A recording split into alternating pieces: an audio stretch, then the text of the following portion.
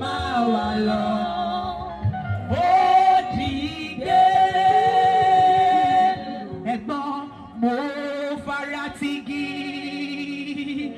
tí mo fẹ́ràn èso ẹ̀. Ìyàlẹ́nu ló jẹ́.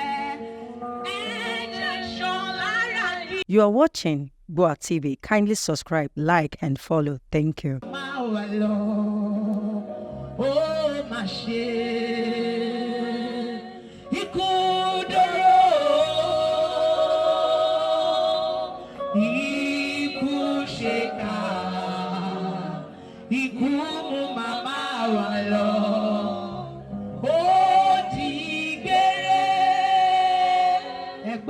Ikú apolówó, ikú apá tálákà, ikú apá dáhùn ṣe, ikú apá dókítà tí ń tọ́jú ẹni, ikú apẹ ni à ń pè, ikú apẹ ni tí ń pè ní.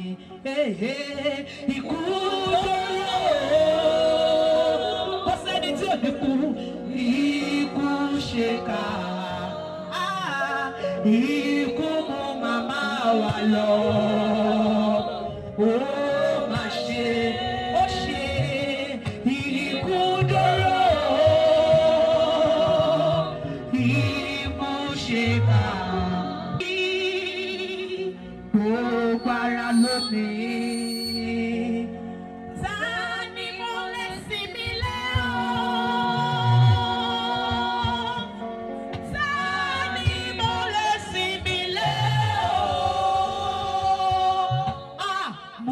Ọ̀rọ̀ mi lẹ́ni tí mo fẹ́ràn lọ́kàn mi, ẹ̀dá ayé wọ́n sọ̀rọ̀ àná di bá mi mọ́ mi lọ́wọ́. Ta ni mo lè sinmi lé o? Ta ni mo lè sinmi lé o? Tí a bá yọ ti kòkòrò ara tún kí ẹ̀fọ́ gidi gan. Ṣé ẹ̀rọ mi tó ṣaláàbò lórí ẹja? Ó yà mí lẹ́nu wípé òun ló tún padà tún ṣe ẹja jìnnà. Àdìtú ńlá ló jẹ́ fún mi. Ilẹ̀ tó fi rúgbìn rẹ̀ bọ́ aráyé. Òun ló tún padà tó fẹ́ níyàn ṣoúnjẹ.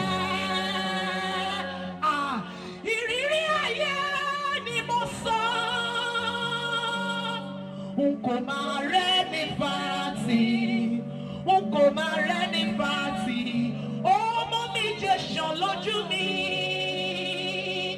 aráyé ẹ gbà mí, ó máa mú mi nù kọ mi. Ikú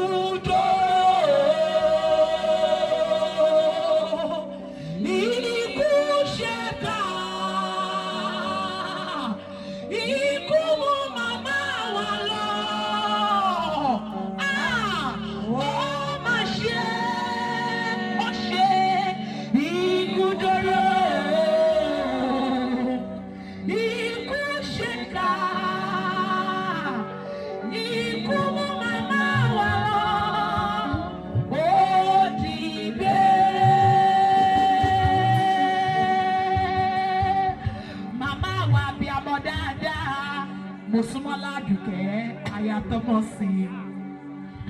Ikú ti gba màmá lọ lọ́wọ́ wa. Ó dárìnà kó, ó dojú àlá. Ẹ̀gbọ́n ó dárìnà kó, ó dojú àlá o.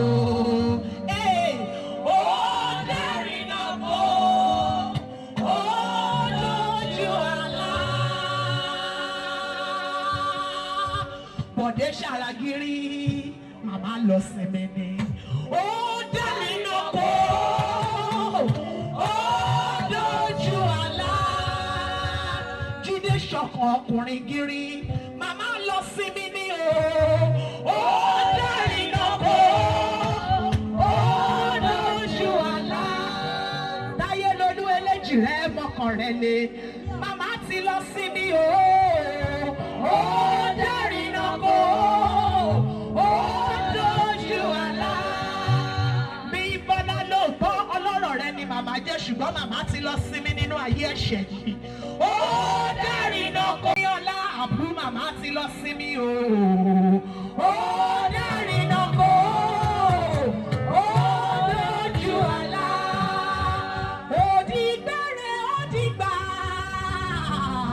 Ó dárí náà kó ó lójú àlá. Màmá mo súnmọ́ láàbí àmọ́ dáadáa ni. Adúpẹ́ lọ́wọ́ Ọlọ́run fún ìgbé ayé tí wọ́n gbé. Màmá ti jagun nílò ayé ṣùgbọ́n wọ́n ti lọ bẹ́lẹ̀ dá wọn. Ó wá kú àwa tá a kù sí ilé ayé láti ṣọ́ọ̀ṣe. Ó kù wá kú ìwà tiwa. Àwọn ìgbọ́lá nílò láti kíyè sára. Ìbéèrè kan ni mo ní fún gbogbo ẹni tó ń gbóhùn mi lọ́wọ́lọ́wọ́. Òun náà ni wípé dádì àti mọ́mì àti gbogbo ẹni tó ń gbọ́ mi. Bí ikú bá pojú ìwọ náà dé lónìí o. Níbo ló ti fẹ́ lo ayérayé? Bí Jésù tí yín bá wọlé dé lónìí o. Níbo ló kò ní ara wa? Àríra wa, àyọ̀mọ́ ara wa. Jésù ni yóò ṣe alága wa. Amen. Amen. Please a round of applause for this wonderful choir. That was great enough. Their message was actually thought-provoking and soul-stirring. I pray that God bless our choir powerfully in Jesus' name. Right now we are going to the session of the testimony. And this time around I'm going to be seriously time conscious. So we are giving room or opportunities to only 3 people.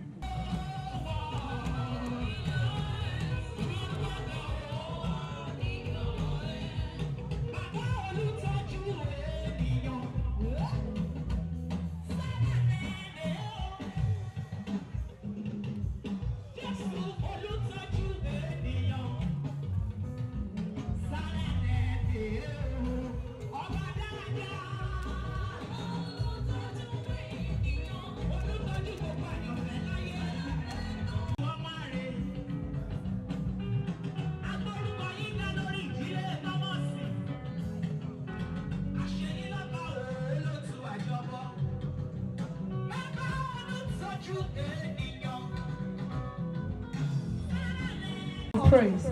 Be thankful unto him and bless his name. For the Lord, the last verse, for the Lord is good, his mercy is everlasting, and his truth endureth to all generations. May the Lord bless the reading and the hearing of his word.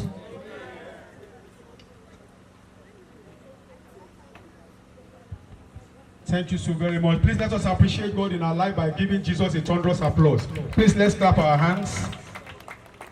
Amen. So right now I want to listen diligently to the choir. They have a special anthem for us, and I want you to listen attentively because that the song rendition is